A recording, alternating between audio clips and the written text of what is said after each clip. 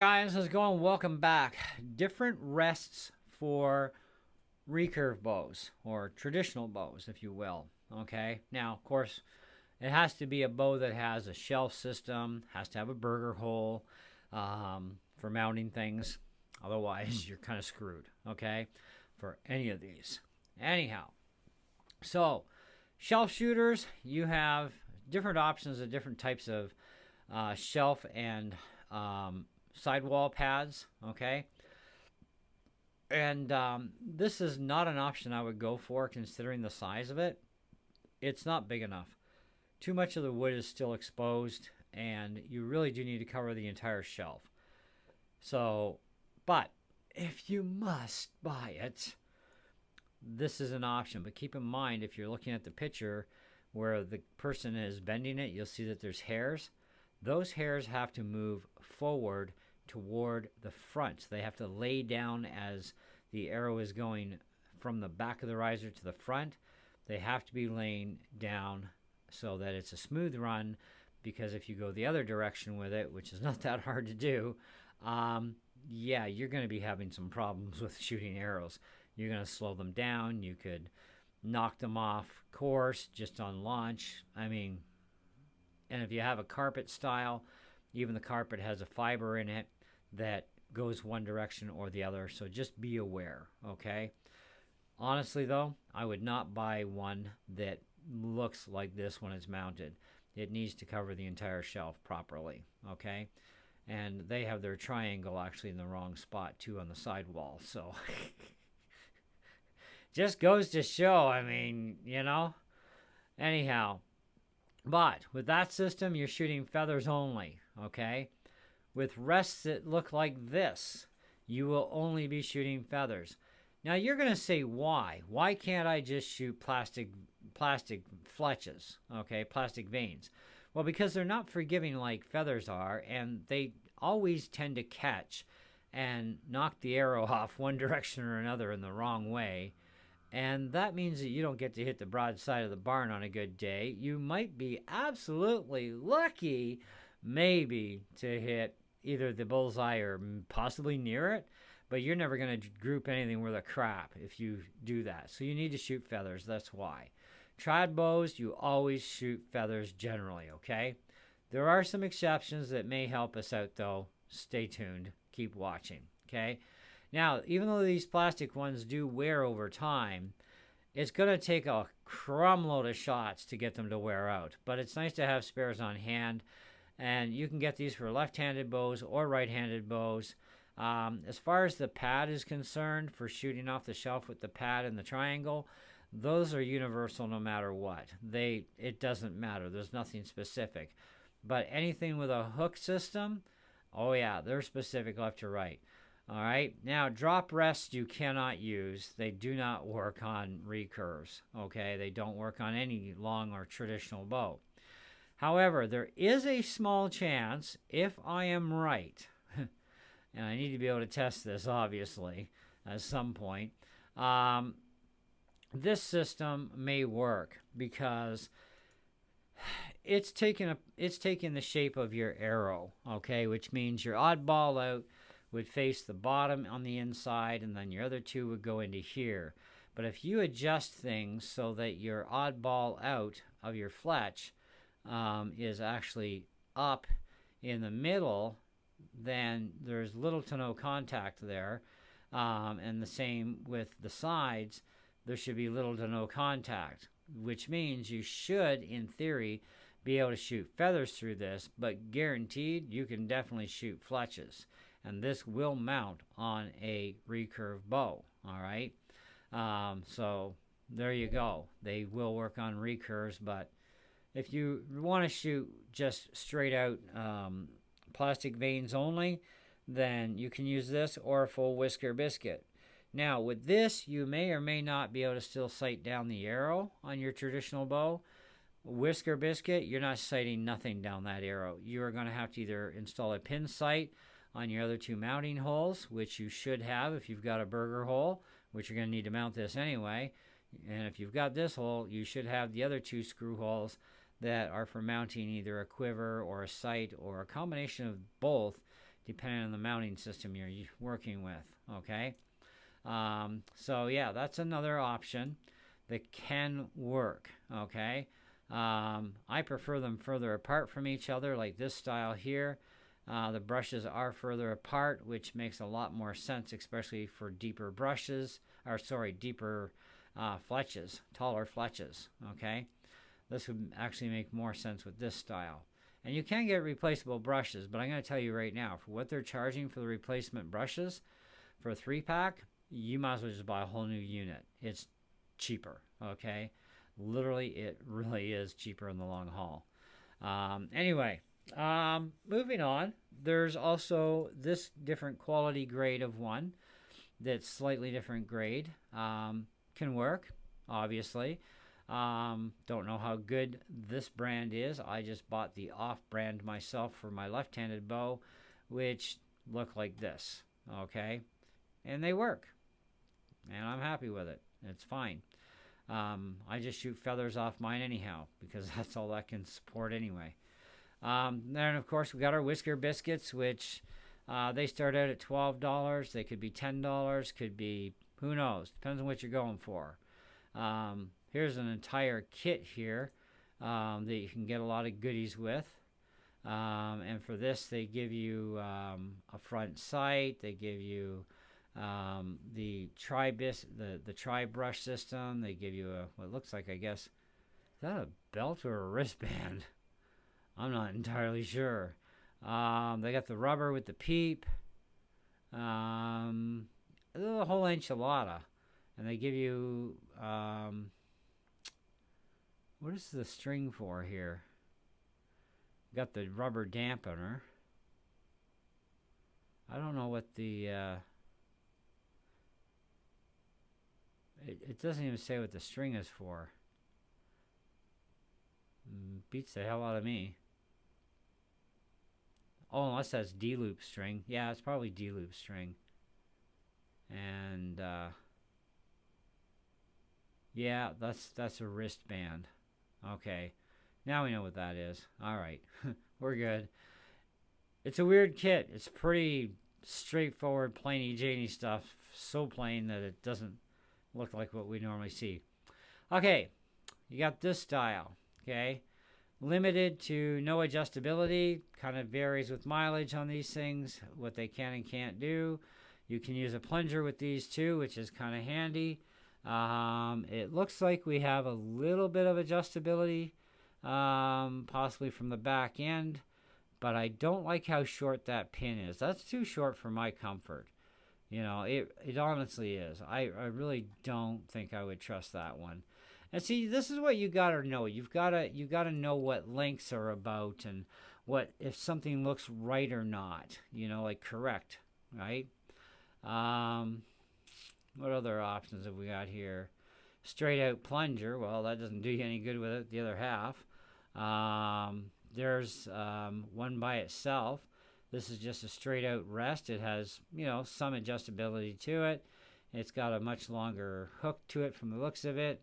Or is it really a longer hook? But you could probably shape the hook, but you're going to need a plunger to work with that if you want it to function 100%. Okay. What else? We got this style here. This is an interesting basic kind of dealy. It's all metal, and it looks like this. And your arrow sits like that, which, you know, that actually isn't too shabby. It does have a bit more sticking out.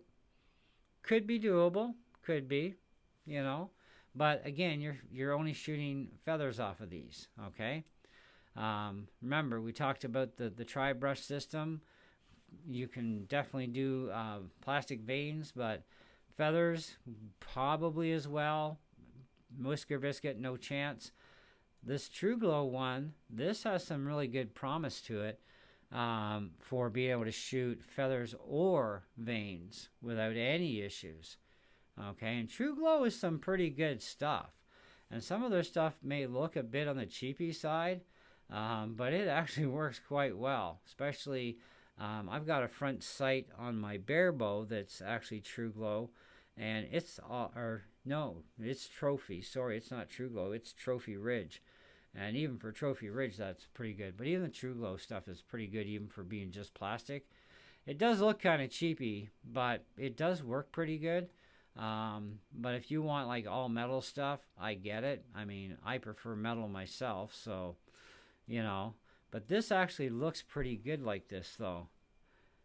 It's just, I like the fact there's only the two brushes and then the bottom support. I just gotta say I do like that. It does look good. Does it offer us? Yeah, we've got height capability too, so we can bring the height up. That's not a big problem. Lots of room for that, and your in and outs. It is really difficult to say if that's actually all plastic or if it's actually got some metal there. It's really. Do they even tell us? True gold blend metal ambidextrous. One size modern. No, they don't even tell us what it's made out of. But $52, it better be made out of something pretty damn good, I'll tell you that. Alright. Anyways. Yeah, because I'm not paying $52 for friggin' plastic. So, what else have we got up here for you? We've got this style. A lot of people like these. They do have different lengths of them, too. That goes through your burger hole. $9, pretty cheap for a rest. And it's going to get the job done. It's not bad. And you can see how it actually sits. Brings you up off the shelf. Now, when you come off the shelf, your knocking point's going to change, by the way. Shooting from the shelf, I found that my Nighthawk, shooting off the rest, off the rest on the Nighthawk, I can only shoot that thing with split finger because of the knocking point. It won't allow me to go 3 fingers under. But if I shoot off the shelf like I do on my my Aspen bow, it's a shelf shooter. It's knocked that it prefers actually 3 fingers under, and it hates 3 split finger. It's kind of a weird one. It's an anomaly between the two bows, and yet they're both 62-inch recurves. Now, here's what I'm talking about. Full pad, right? And then you cut it to size after you slam it on there. And the triangle, that covers the burger hole. That's actually a good spot. You could put it a little further back if you wanted to, but at least having it centralized, that's actually your best option. Just make sure that fur goes the right direction. Otherwise, like I said, you're going to be quite screwed otherwise. Okay? And that's expensive for $43. But it depends. I mean, that is calf hair. You can get rug styles for $15. You know, that sort of thing. There's this rest as well, which has some adjustability to it, to a certain point at least. And it's going to sit and look like this sort of thing going on. And yeah, it's going to work best. Any of these rests like this are always going to work best with a plunger. You got to have the plunger. So you might as well just buy a matched kit, okay? I think that's the best way to go. In fact, I think it was page 1, if I remember right. Page 1 would have a matched kit up here, I think. And I like the more competitive looking and functional ones. They're very like micro adjust, and they're numbered, they're scaled. Oh yeah, that's the other thing I want to show you. The compound. This is normally for compound bows, but will work on recurves. And on a compound bow, you shoot plastic vanes through there, which you would be able to do also with a recurve. If you mount this on your recurve bow, you'll be able to shoot feathers or plastic vanes.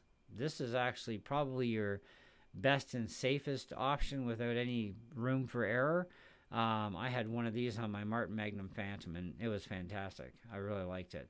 And I did finally find a 100% guaranteed left-handed version, which I've yet to order. I'm setting different priorities right now because I'm getting ready for hunting season too. Where is that one? It was up here. Like, this is one style here. These can work really well. It's not a problem, and it's $35. But there was a more pro level one up here for like $56, $57. that I really, really like. Well, there's one style of it. That's one version. This one here. And these have like really long arms too on the rests. So they do leave some extra room for, you know, outward adjustability too. Now this just has your basic scale on it. 0, 1, 2 to whatever the digits end at. But they do work and they're quite well. And you've also got the lock as well to lock it once it's set and adjusted so it doesn't fall out of adjustment on you. But I was looking for a more pro level one that I wanted to show you guys as well. I know it's up here. Well, no, that's not it. That's not it. It's not going to be on page 3 because we've been through page 3. Maybe it hit page 4. Let's see if maybe page 4. But there are no other real options other than this other one I wanted to show you anyways, as far as recurves go. Oh, that's nice. And they say that's for a recurve. Right-handed. Do they have a left-handed option? That's not bad for 25 bucks. Anyway, that's another option.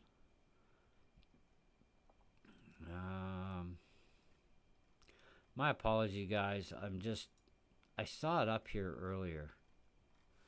So how about we just do this.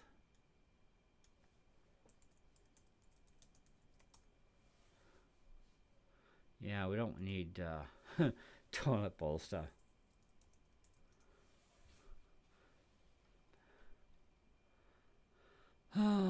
This one, 56 bucks. This has the optimal most adjustability I've seen in one of these things yet. Okay, because you've definitely got your scale numbers here so you can have your locations. You've got up and down. You've got adjustability in your pin. It's got a good length drop pin on it that has some really good adjustabilities for it. Again, you have that lock. Once you have things set, you just lock it in place and voila, like magic, she holds and holds it all together. On top of that, including this, helps hold this in. But I'm looking to see if they have a picture of an arrow. Yeah, they do. See, now this is good. That's a lot of excess coming out away from the arrow to ensure that it stays on the rest when you pull it back. Something that the other ones really don't offer a whole lot on is that extra length capability. So this to me would be, if you want a precision setup for a rest, and of course being all metal as well, this is what you want to do. But this is only gonna shoot feathers, no plastic vanes allowed. It's not gonna work for you. No matter how well you set it up, plastic vanes are still gonna get kicked like a mother. So use your feathers, okay? So that's the options that are before us. It's what we've got to deal with, and how they're gonna work or maybe work.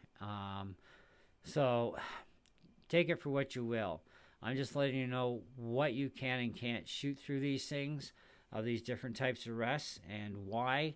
Hopefully you got a better understanding of all this now. And I guess we'll catch you on the next video. How's that sound? See ya.